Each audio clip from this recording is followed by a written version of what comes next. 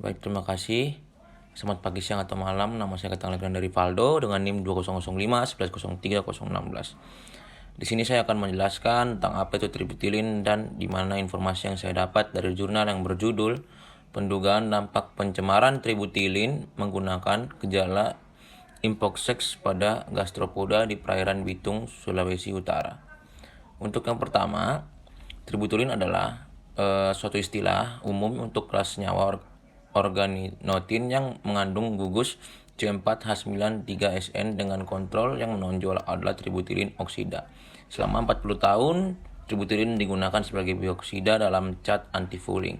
Umumnya dikenal sebagai cat dasar, diterapkan pada lambung kapal laut. Tributilin juga tergolong dalam senyawa yang sangat beracun dan secara alami sangat sulit diuraikan atau sangat resisten.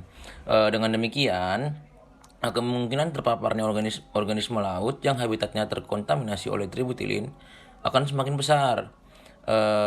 Mengapa bisa semakin besar? Karena biokumulasi tributilin dapat ditemukan di seluruh jaringan tubuh, organ dan sistem organ dan makrozobentos yang hidup di laut. Namun, tributilin ini memiliki efek biokumulasi. Tributilin yang paling berbahaya adalah menyebabkan kegagalan pada sistem reproduksi karena akan mengakibatkan penurunan populasi yang diikuti kepunahan spesies dan berujung pada gangguan ekosistem secara keseluruhan. Bisa saya jelaskan jika ada satu spesies yang punah, maka dalam ekosistemnya akan terganggu juga karena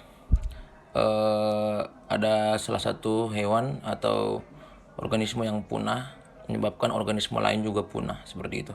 Salah satu contoh kerusakan lingkungan yang sedang terjadi yaitu munculnya gejala imposex atau perkembangan organ kelamin jantan pada individu betina pada organisme gastropoda laut.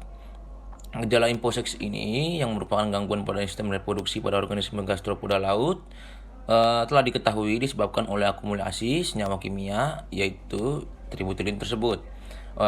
Tributilin ini oleh karena itu menyebabkan ini terjadi menjadi salah satu indikator utama dari aspek biologi yang tercemarnya suatu perairan. Pengamatan imposex pada moluska umumnya dilakukan dengan pembedahan untuk melihat organ kelamin yang terjadi.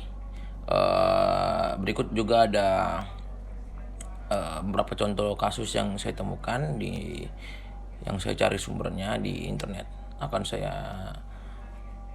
terangkan. Baik, salah satu contohnya pada tahun 1985 di dunia ini terdapat survei produksi triorganotin yang digunakan untuk biosida berkisar antara 8 sampai 10 ribu ton per tahun.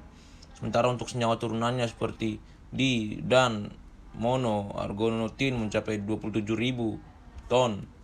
Sementara itu 70% biosida trigonotin khususnya pada tributilin yang digunakan sebagai agent aktif dalam cat anti-fouling itu pelepasan tributilin dari cat anti-fouling ke perairan itu sangat menghasilkan zat beracun ke dalam air, dan karena itu menghasilkan pengaruh negatif sekali terhadap lingkungan dan sangat mengganggu kehidupan organisme laut yang ada pada ekosistem laut.